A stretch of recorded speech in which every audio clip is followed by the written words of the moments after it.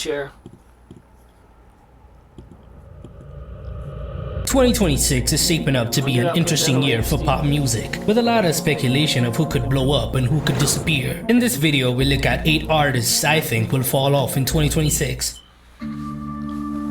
Hey, I like that he prefaced it that I think. That's what he thinks. Drake's 2025 was a mixed bag of successes and struggles, setting the stage for a potential 2026 downturn. The artist of the decade for the 2010s, whose catalog boasts over 100 billion streams just on Spotify, has been in a weird time in his career. After losing his beef with Kendrick Lamar and the embarrassment that came with that, he has spent the year teasing Iceman through cryptic live streams and sporadic singles like Which One and Doghouse, but they have disappeared already, which is not normal for Drake singles. His 2025 started with the release of his collab album with Party Next Door, Some Sexy Songs for You, which did well, selling 1.7 million units to this day, with the single Nokia becoming a hit in a sea of misses. His lawsuit against Universal Music Group, alleging manipulated streams for Not Like Us, escalated this year, ending up in him losing in court, which made him look like a sore loser. At 39, Drake's back catalog is keeping him afloat, but his time at the top of music seems to be coming to an end. I don't think his upcoming album Iceman is going to do well, as its rollout has already stumbled with repeated delays. Originally eyed for a fall 2025 release, the official release date is still unknown. The 2025 singles have gotten disappointing streams, far below even later Drake standards. It is setting up to be his lowest selling album in years. Looking ahead,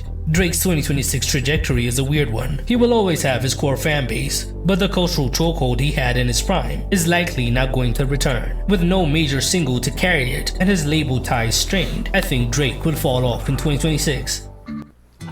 Oh, baby, drinks on me. Wait, you score and drinks on you? You get in your car, you just need to put... I love you. What just happened? Alright, we gotta skip that. We done just dodged the commercial.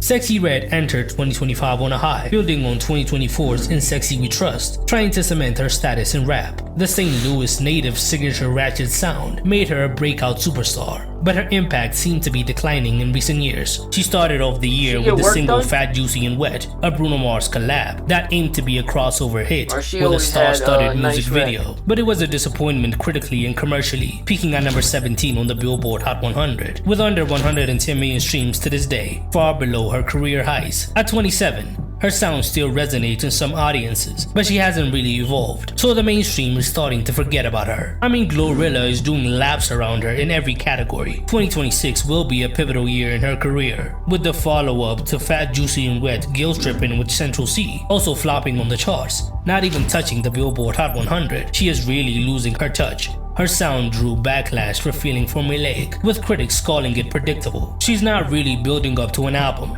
and her singles and features are fading, and I think next year is going to be the nail in the coffin. She could join acts like City Girls, who plummeted after such a high high, and female rap itself is having a down year, coming down from the explosion of the early 2020s. The Kid Laroi. The Kid Laroi burst onto the scene being mentored by the legend Juice WRLD, getting his moment in the early 2020s as a teenage prodigy from Australia, blending rap, pop and emo influences into a digestible sound. His collaboration with Justin Bieber on Stay became one of the most streamed songs ever, accumulating over 3.7 billion Spotify plays and topping the Billboard Hot 100 for 7 weeks, propelling his mixtape Fuck Love to multi-platinum status. Follow-ups like Without You and 1,000 Miles kept the momentum going, with his debut album the first time dropping in 2023 and debuting at number 24 on the Billboard 200. But by 2024, his popularity was starting to fade. Even though his relationship with pop superstar Tate McRae kept him in the news, his music was not doing well on the charts. Because of disputes with his label, his output slowed down. He released single after single, like All I Want Is You and How Does It Feel, but their chart performance was bad, with none of them even touching the Billboard Hot 100. His fan engagement and chart performance was not the same, not even in his native country, Australia. At 22, it's hard to say that he can't pivot, but the warning signs do not look good. Heading into 2026, his sophomore album Before I Forget is expected to come out in January, but it faces an uphill battle to perform because it seems to have zero traction or buzz. It is shaping up to be a flop, as the Kid Laroi risks joining early 2020 stars that came and went, like 24 Karat Golden and Roddy Ricch. Charlie Puth. Charlie Puth rose to prominence in the mid-2010s as a producer turned pop star, blending R&B and pop, crafting billion-stream smashes. His 2015 debut See You Again with Wiz Khalifa topped charts worldwide, followed by his albums 9-Track Mind in 2016 and Voice Notes in 2018, which spawned top 10 hits like Attention and We Don't Talk Anymore. By 2022, he followed up his success with his self-titled album Charlie, which was a bit of a come down. He has now accumulated over 16 billion streams on Spotify, got multiple Grammy noms, and had a hand in so many hits, whether he was writing or producing. He also went viral showing off his perfect pitch on TikTok and through his informative breakdown of his production process. But in recent years, he has seen a gradual decline, getting fewer and fewer hits. He only released one single in 2025, Changes, which underperformed and didn't even chart on the Billboard Hot 100. His fan engagement has dipped, and at 34, his focus has become on writing and producing, not really being a pop star. In 2026, he is supposed to release Whatever's Clever around March, but we enter the year with minimal buzz around the project. I expect it to sell less than 30,000 units in his first week, if I'm being generous, as it is hard to generate hype in this crowded pop landscape. Far from his blockbuster days in the 2010s, Charlie Puth is having a difficult time as a recording artist. DJ Khaled. Could be right.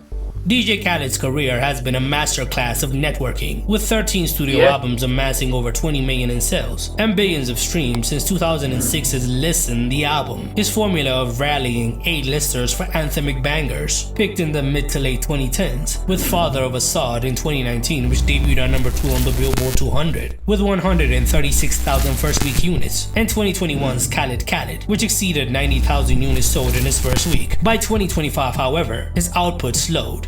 No new album dropped, but singles like You Remind Me and Brother with Post Malone and NBA Youngboy failed to even touch the Billboard Hot 100. I know most of you don't even know they came out. He has been teasing his new album Lamb of God, set to be released in 2026, but there's no buzz for it. Khaled hyped it relentlessly on social media, but I think he has lost his popularity. The rollout struggles stem from saturation, where Khaled's "We the Best" mantra felt good in the 2010s. The public turned on him, asking what he even does. He doesn't even make the beats or rap on them. His last major hit was 2022's Staying Alive with Lil Baby and Drake, which debuted high but was forgettable. At 50, Khaled's time in the spotlight seems to be over, as he has not been able to galvanize the public for a while now. Heading into 2026, DJ Khaled's fall off seems inevitable if Lamb of God fails to reignite buzz and flops.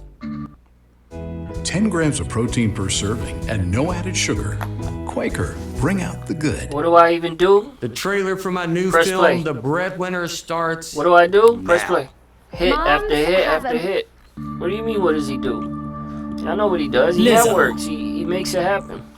Lizzo had an explosive breakthrough with 2019's Cause I Love You, the 2022 special. She has amassed more than 6 billion streams just on Spotify, gotten 4 Grammy wins, and had a cultural footprint as a voice of body positivity. 2025 started strong, with her teasing a new era, announcing Love in Real Life via a trailer, followed by the title track, which came out on February 28th and flopped, not even charting on the Billboard Hot 100. She also released a mixtape, My Face Hurts from Smiling, in June, but it also failed to chart on the Face Hurts Billboard from 200, Smiling? getting minimal streams. Love That's a in good Real name Life was for a supposed to female's come out album. in 2025, but it seems like it has been delayed. By September, she admitted that the album might not even release because the music industry is in shambles. Lizzo has been having a weird couple of years because of legal challenges from a 2023 lawsuit from her dancers. In 2026, Oh, wow. Lizzo's fall off could be coming up as her chart I heard presence about and that. I cultural didn't know that was impact is actually going to dwindling court. year by year, as she is still very famous, but her time as a mainstream music superstar seems to be over.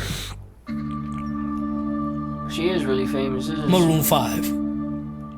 Maroon 5, the pop rock juggernaut behind timeless hits like This Love and Sugar, came back in 2025 with their 8th studio album Love Is Like, which was released on August 15, featuring collaborations with superstars like Lisa on Priceless. It promised a fresh chapter post 2021's Geordie. The rollout included singles, appearances on multiple shows, and the Love Is Like tour, which kicked off on October 6. The album had mixed reviews and was a failure on the charts, as it debuted at number 36 on the Billboard 200 with 18,000 equivalent album units sold in its first week, becoming the band's worst showing, a far cry from their diamond-certified heyday. The album was a certified flop, which was unexpected from a band of their legacy. Heading into 2026, Maroon 5 risks a full fall-off. No announced new music to see their streams plateau, as their sound is starting to lose its shine. They need to turn around this decline fast. Ed Sheeran. What? Ed Sheeran, one of the biggest streaming artists ever, with over 60 billion streams just on Spotify, capped 2025 with Play, his 8th studio album, which was released on September 12. Following an underwhelming string of albums, it seemed like he was reaching the legacy artist stage. Play tried to bring back the mathematical symbols era, following his record-breaking tour, and the album debuted at #1 in the UK, with 67,000 first-week sales, his 9th chart topper by the decline in numbers. And the US metrics were worse. Play entered the Billboard 200 at number 5 with 71,000 units sold in his first week, his lowest opening for a studio album to date. The singles didn't do that well either, with the biggest song Azizam peaking at number 28 on the Billboard Hot 100. At 34, Ed Sheeran's everyman appeal, once his superpower, felt unexciting in an era of boundary pushers, as his own music is still carrying his numbers. For 2026, I think he faces a potential fall-off as his Play era comes to an end. I don't see any of the singles blowing up. I see Ed fading into the background and touring his biggest hits when he wants to. Which artists that will fall off in 2026 did I miss? Tell me in the comments below. How you gonna put Drizzy on the list and then say which artist? What did I miss? I'd bundle my... Listen, man. You're entitled to your beliefs. Some of them you made some valid arguments. Others I disagree. We'll see what happens.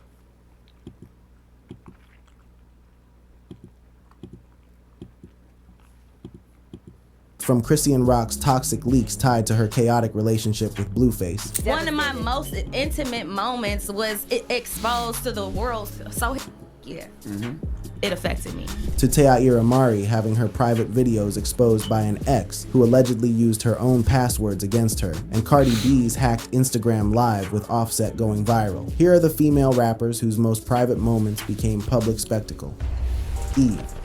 When we talk about the early days of leaked intimate content in hip-hop, we have to go back to 2005, a time when the internet was still finding its footing, when MySpace was king, and when the concept of viral videos was just beginning to take shape. This was the year when a video allegedly showing Eve with producer Stevie J surfaced online without her consent, marking what many consider to be one of the earliest high-profile cases involving a female rapper in this particular type of scandal. Now let's paint the picture of who Eve was at this moment in time. She wasn't just some up-and-coming artist trying to make a name for herself. No, Eve was already an established force in the industry, a Grammy-winning rapper who had proven herself time and time again with hits that dominated the charts and a presence that commanded respect. She had built her reputation on being fierce, being authentic, and being unapologetically herself. So when this video surfaced, it wasn't just a violation of her privacy, it was an attack on everything she had worked so hard to build. The initial reaction was what you might expect: denial. In those early days, she pushed back against the narrative, refusing to give the story oxygen, refusing to let it define her. But here's where Eve showed the kind of strength that separates the legends from the rest. She acknowledged what had happened, framing it not as a scandal she needed to hide from, but as a privacy violation that had been committed against her. She took control of the narrative, refusing to be painted as the villain in a story where she was clearly the victim. Years later, Stevie J himself would open up about what actually happened with that tape, and his explanation reveals just how messy and painful the whole situation was. Well, you guys broke up in 2003. In 2005, the tape. Yeah. I'm glad you're bringing this up, Vlad. You know what I'm saying? I'm glad, that she, knows the truth. The truth of that matter was, we made our little sex tape, boom, because she was going on the Cash Money Rough Rider tour. I wanted her to have something to take with her, you know what I'm saying? Let her see her guy and all that, you know what I'm saying? So, we did the tape. According to Stevie J, the tape went with her on tour. And I guess one of her girlfriends yapped the tape. You know what I'm saying? So when it came out, everybody was like, Stevie, like, why would I want, you know what I'm saying? If I'm not getting no bread for it, why would I want it to be out? I want the world to see my beefcake for free. This revelation adds another layer to the story. It wasn't just a hack or a malicious leak by an ex-partner, but allegedly a betrayal by someone in Eve's inner circle during a vulnerable time when she was on tour. The relationship between Eve and Stevie J was clearly intense and meaningful. It really wasn't. It was so bananas because Eve and I loved each other. Eve's such a sweetheart. There was a time where she couldn't go to the studio if I wasn't with her. She couldn't go out of town if I wasn't with her. That's the love we shared. And what about the impact on her career? Well, here's the interesting thing. While the incident certainly boosted tabloid interest and gave gossip columns plenty to write about, it didn't derail her career in the way that it might have for others. Eve had already established herself as more than just a rapper. She was a multifaceted entertainer. She transitioned smoothly into acting, appearing in films, and eventually landing her own sitcom. She showed the world that one violation, one moment of exposed vulnerability didn't have the power to define her entire existence. She was bigger than that moment, and she made sure everyone knew it. But Eve's story from 2005 was just the beginning. Just 3 years later, another rap veteran would face her own tape rumors, though this time, the story would unfold very differently. Foxy Brown. Fast forward to 2008, and we find ourselves in the midst of another rumor, this time swirling around the Il Na Na herself, Foxy Brown. Now, if you know anything about Foxy's career, you know that she's been through more battles than most people could handle in a lifetime. From label disputes to legal troubles to health issues that threatened to end her career, Foxy Brown has always been a fighter. So when rumors of a tape emerged in 2008, allegedly involving an unidentified partner, it was just another challenge for an artist who had already faced down so many. But here's where this story gets interesting, or rather, where it doesn't get interesting, because the details around this alleged tape remain frustratingly vague. Reports suggested that the tape might have been shopped around to various media outlets, but nothing concrete ever materialized. No reputable source confirmed its existence, no footage ever made its way online, and the whole thing just kind of faded away. Foxy's response: she essentially ignored the rumors, or at least her representatives did, choosing instead to focus on her music releases. It was a strategic move, really, because by not giving the story any attention, by not dignifying it with a response, she effectively starved it of the oxygen it needed to grow.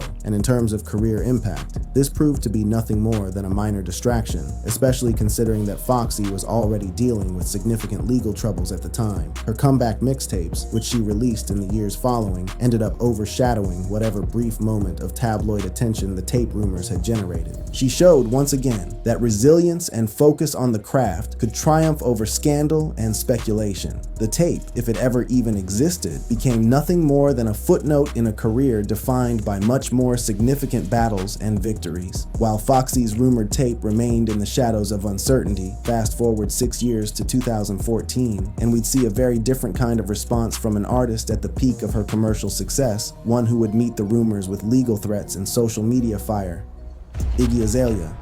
Now we jump to 2014, and we're in a completely different era of hip-hop and internet culture. Social media has exploded, TMZ is at the height of its power, and celebrity scandals can spread across the globe in a matter of minutes. This is the world that Iggy Azalea found herself navigating when a purported tape was allegedly shopped around to adult film companies with claims that it featured the Australian rapper from a past relationship. But let's back up for a second and talk about the timing here, because timing is everything in these situations. This wasn't happening during some quiet period in Iggy's career. No, this was happening right as she was experiencing her biggest commercial success, right as Fancy was dominating radio stations and climbing charts, right as she was becoming a household name. The tape rumors represented a direct threat to the momentum she had worked so hard to build. Iggy's response was swift and unequivocal. She strongly denied the tape's existence and threatened legal action against anyone who tried to distribute it. She wasn't playing around, wasn't trying to be diplomatic or careful with her words. She came out swinging, making it clear that she would not be a victim, would not be exploited, and would use every legal tool at her disposal to protect herself. And this incident came at a time when Iggy was already facing significant scrutiny in the hip-hop community, with debates raging about cultural appropriation, about her place in the genre, about whether a white Australian woman had any business being in rap at all.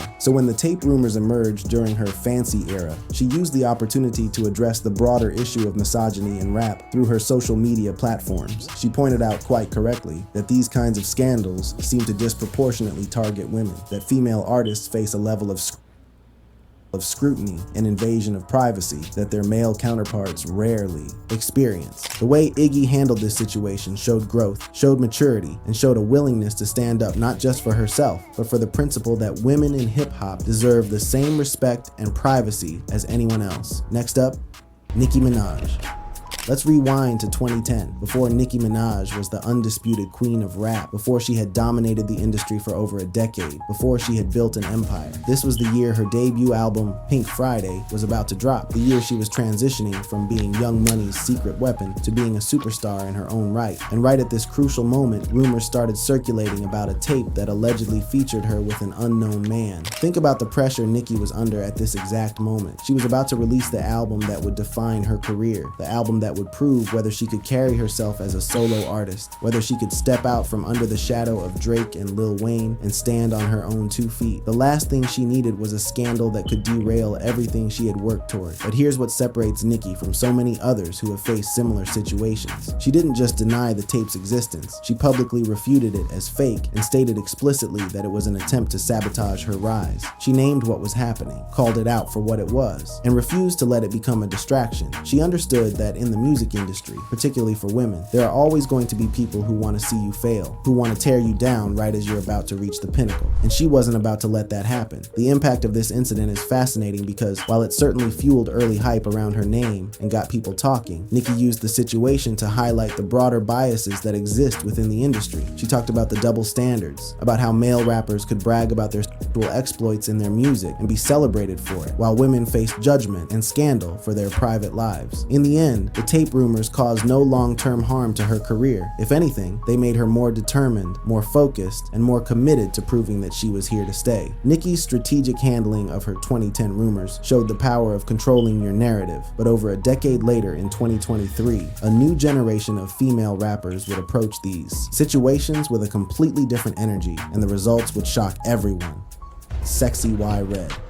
Now we fast forward to 2023, and we're dealing with a completely different landscape. Instagram, TikTok, Twitter, now called X. These platforms have become the primary way that celebrity news, gossip, and scandals spread. And in this environment, we have the case of Sexy Y Red, an artist who had been building buzz with her unapologetically raw style and her refusal to conform to anyone's expectations. The incident happened when she posted content on her own Instagram story, then quickly deleted it, setting off immediate speculation about whether it was accidental or intentional, whether it was a mistake or a calculated move for publicity. The internet did what the internet does best. It went absolutely wild. Screenshots were taken, the content was shared across multiple platforms, and within hours, Sexy Y Red was trending for reasons that had nothing to do with her music. Her response was interesting because she claimed that her account had been hacked and expressed regret on X, emphasizing that the footage was old. But here's where the story gets more complex, because unlike previous incidents where leaked content damaged careers or forced artists into hiding, this incident actually increased Sexy Y Red's viral status. It aligned perfectly with the bold, unfiltered persona she had been cultivating, the image of someone who didn't care what people thought, who was going to be herself regardless of judgment. And the results? The incident led to more features, more opportunities, and more mainstream attention than she had received before. It raises interesting questions about how the relationship between scandal and success has evolved, about how in 2023, something that might have ended a career in 2005 can actually boost it. Sexy Y Red's case demonstrates how some artists have learned to navigate these situations, how they figured out that in an age of constant content consumption, even negative attention can be converted into career momentum. It's not necessarily a positive development. It speaks to some troubling aspects of our culture, but it's undeniably a reality of the modern entertainment landscape. Sexy Y Red's 2023 incident showed how scandal could actually boost a career in the social media age, and just 1 year later in 2024, we'd see this play out again in one of hip-hop's most dangerous subgenres,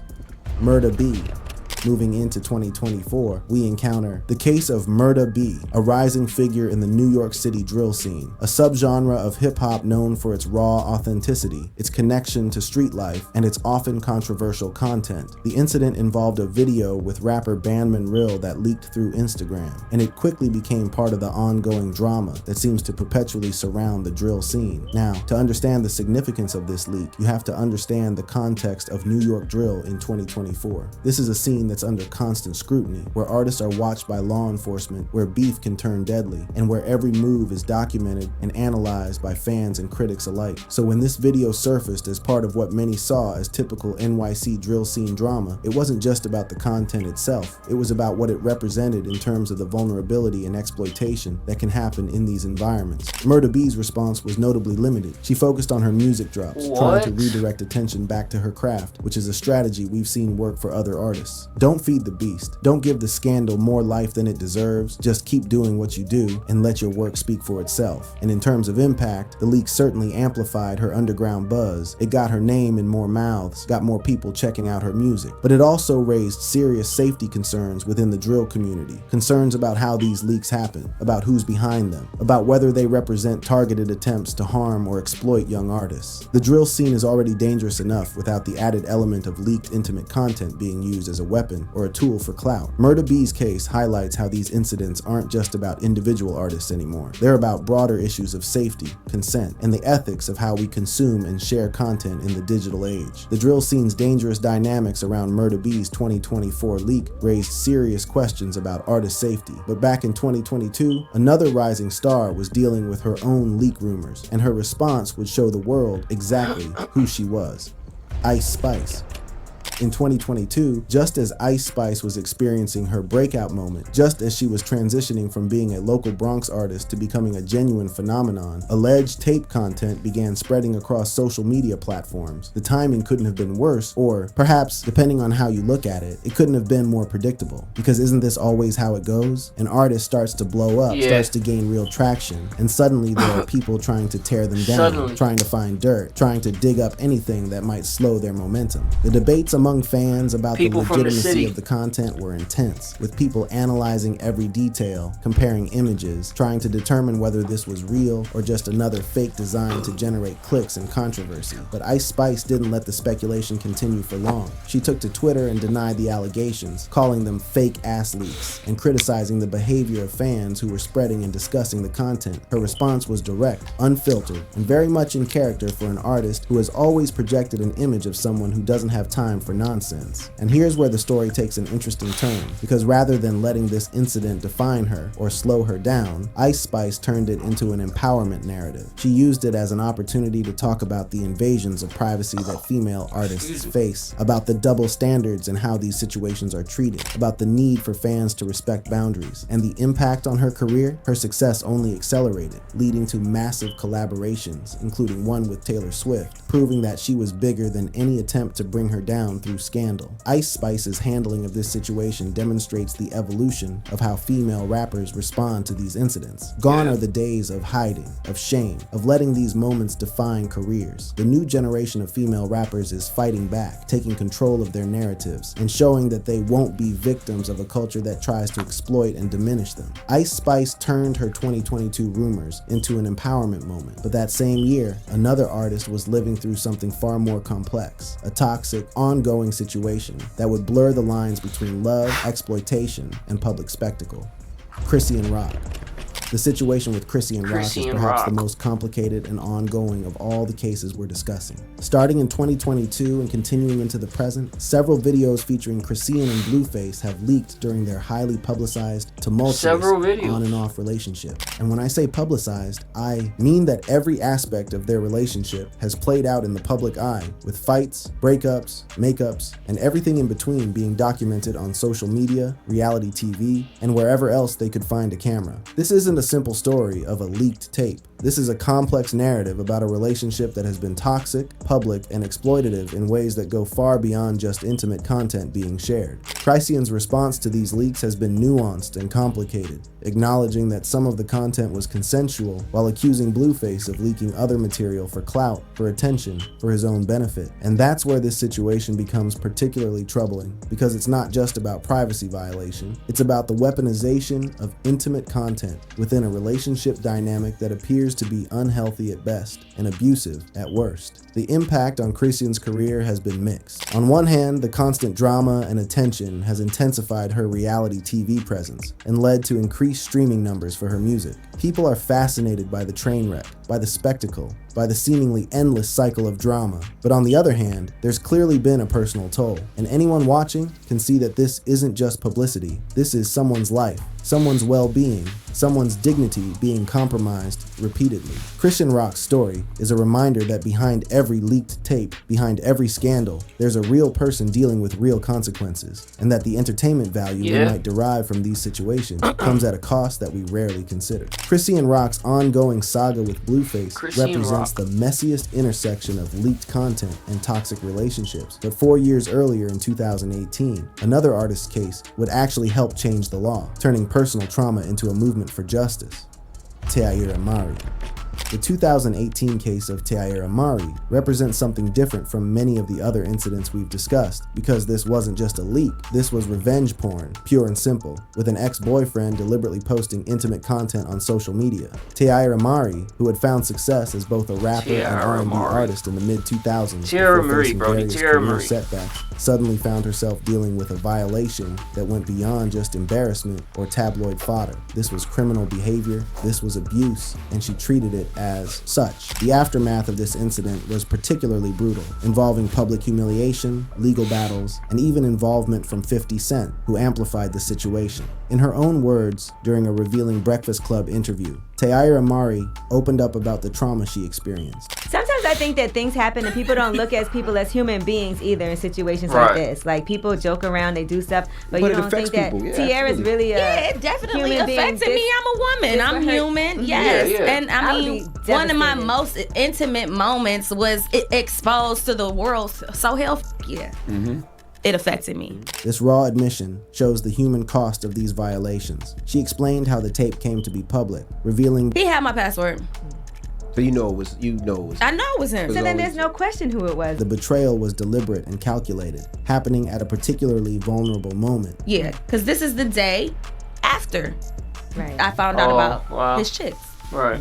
And it kind of went down that day. Her response was to file a lawsuit for invasion of privacy, taking legal action against the person who had violated her trust and her privacy in such a fundamental way. But she didn't stop there. She also spoke out publicly about the mental health effects of what had happened to her, about the trauma of having intimate moments weaponized against you, about the difficulty of processing that violation while also being in the public eye. Her willingness to be vulnerable, to speak honestly about the psychological impact, helped humanize an issue that often gets treated as just another celebrity scandal. When asked if she ever considered trying to profit from the situation like some other celebrities had done, she was clear about never considering that path. Good. Like, I remember, like, I see more of the aftermath, like you and 50 going back and forth. Than I don't even really recall the tape. Yeah, but that's what it all stemmed from. So, yeah, he posted the tape, and I took action. Was there ever a period where you said, you know what, I'm gonna try to make the most of this tape situation, see if I can sell it to Vivid or somebody? And you know, I never really thought about that.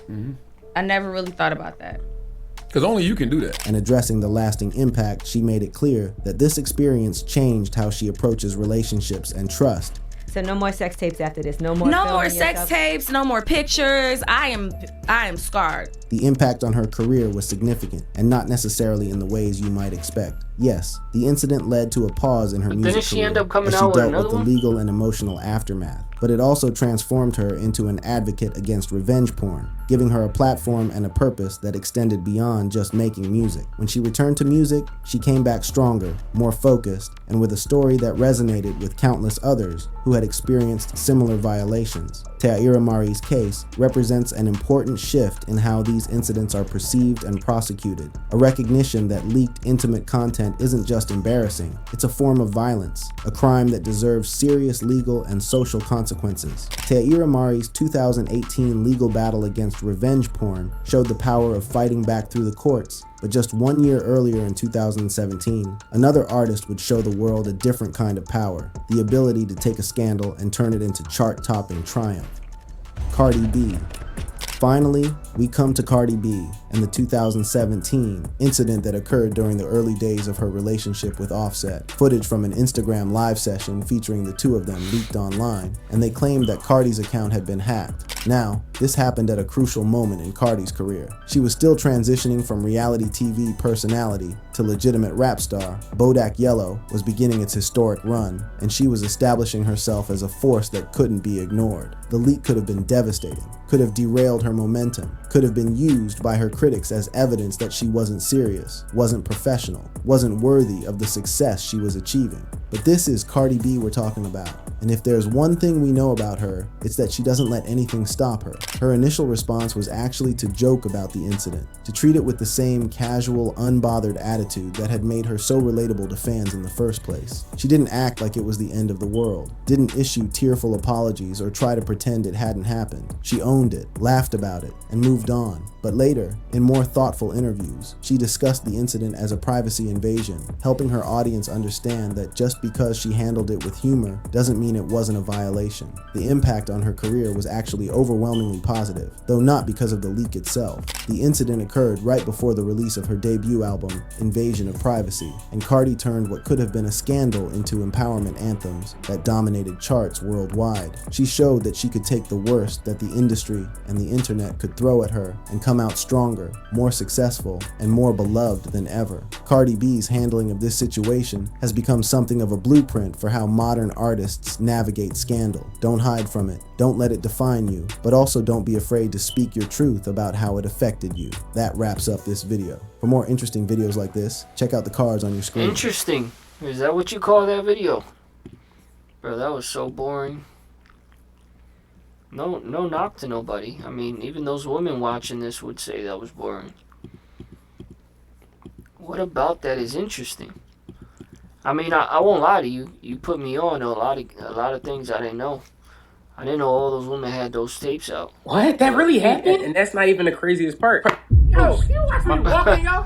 Oh, I thought you just all right, listen. Because first of all, I was going to apologize, but you don't got. No, because I'm already having a rough day, and I got to worry about dumb niggas like you. All right, calm down. I don't care if you had a rough day. Oh, right. You don't care? You would care if I smack you though, right? Smack who? You would care if I smack you though, right? No, smack no. Because if you smack my man, I'm gonna smack you. You would care, right? Yo, chill. If you smack my man, I'm gonna smack you. How about that? I'm trying to see that. Oh, you gonna hit him? You gonna hit him?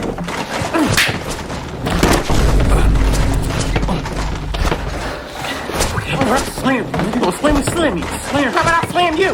How about I slam you?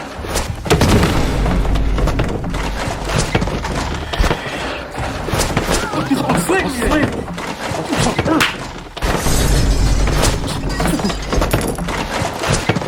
Oh, man. Oh, my God. What the fuck? Who was that? I screamed. Wow. I don't know. It was like an instinct. I just did it. I don't know why. I'm saying though, like what did that accomplish though? Well, I mean, when I went over there to try to help me, and I was like swinging on him. You were swinging on me? Like it wasn't seeming like it was doing anything. First of all, why would you think it would be helping me to put yourself in danger? How would that be helping me? Well, I thought like if I came over there, like I could like overpower him. Oh no, your girl a little slow, bro. Hey, I think my legs are broken. I don't know what to do. You take me. I don't even feel like fighting anymore after that, bro. Yeah, I'm done too. I'm done too. Hey, bro, I apologize. I ain't know that I hit her. No, don't worry about it. Don't worry. Like, while we were fighting, I thought I felt like a mosquito on me. You were across the room. Popped it. I ain't know that. Don't worry about it. Did we win though? We won? Girl. If I gotta take you to the hospital, I gift like we ain't Santa. win. Wooden toy. Did we win? Ask me that in about 30 minutes when we're sitting in the emergency room. Did we win, baby? Did we win? Did we win? Look around. Did we win? What did we win? What did we win? Yeah, come on. This guy and you need to leave the store. That's what he's asking. No. Nah, I'm just joking, Chad. If the police tell me to leave, I'm leaving. I say you was stealing. What? I say you was stealing. Yeah. Excuse me, you talking about a dude in a black jacket? Yeah, in a black jacket. Tell him to shake his jacket. I don't know. Shake. He said you stole something. Literally just walked in the store. I seen him on top of the camera stealing. Stealing what? He said stealing what? Shit, you tell me what you're stealing. Flap your shirt up. Flap my shirt up? Smack him on the back of his head. I'm so sorry. I'm doing my job. Just start saying some wild things on the talkie. There's nothing in his pockets. It's something. Tell him to pat his pants leg from the knee on up. He have on shorts. That's what I'm talking about. I'm telling you, he got something. You can talk to him if you want to. You talk now. Where was I when I picked this thing up? You fucking tell me. I don't know why you're cussing at me. That was a good I've taken question. off my jacket. There's You didn't nothing even in my answer jacket. I've turned my pocketbook. Am I holding the button? Yeah, you're on the button. I've got my pockets turned out. I set down my 2 phones. I set down the glue sticks I just had. I don't know what you're talking about. Jump up and down. And now I'm acting like an idiot for you. Right. You make yourself look like an idiot. No, you are making me look like one. I don't know idea, sir. He told me to come to you. I mean, he ain't got nothing stole. Only thing in my pocket. Alright, he must have put it back. He's a ass. Whatever. I mean, I'm trying to figure out. I'm so sorry about this because he ain't got nothing. I'm sorry. Hey, your jacket, sir. I'm so sorry about that. It's alright. I mean, I still got enough to purchase. You hold the button. Sir, I haven't called you a name. You don't need to call me a name. That's rude. All right, Billy Bob. What the fuck? I'm talking to the manager. What the fuck is his problem? I don't like this guy. I don't know what his problem is. He's a punk ass. I'm so sorry, sir. No, you're good. All right, punk ass. Just doing what you were told me. Yes, sir. I'm sorry, sir. I'm gonna do my job. You are good, man. All right. You have a good evening. You too, sir. Oh, excuse me, ma'am. They say you were stealing. No, I'm not. She was stealing. Okay. What would you like to You said see? that purple jacket and You can look at all the things? Yeah, the girl in the damn purple jacket. Okay. Who can I speak she need to take show? that jacket off and shake it. Happy to do so. Is there a camera that I can make sure they're watching me do that? I'm looking at you now, ma'am. I'm looking at you right now, ma'am. Sounds great. I'll take off my sweatshirt as well. I'll show you. Inside the pocket are these gloves that I got. Where'd you get them from? I'm joking, Jay. The glove. Always stealing. You got from what? Aisle 4? You can talk to him and say you're stealing. I mean, who is this person? That person is you. No, I mean, who am I speaking with? You speaking with? Who you speaking with? Yeah, y'all I just want playing. to know if you're stealing. If you're not stealing, you can go about your day, ma'am. Y'all just messing people's days up. It's Christmas. Y'all not even gonna give me like a $100 gift card. You gonna do all this? And then you preying on the weak. Older, elderly people, women. I ain't see you go confront no man and woman couple together. You walk up, hey yo, y'all stealing. Man, stop playing with us. I get it though, I get it. Holidays, you trying to make money, you trying to double up on the clicks. I'm not gonna knock it. But you out of pocket. You out of pocket. If you're not throwing them $30, $40, anything below a dub is wild. You give them $15, you might as well leave them people alone. But you get them $30, $40, $60, $100 gift card. I get it. Get out.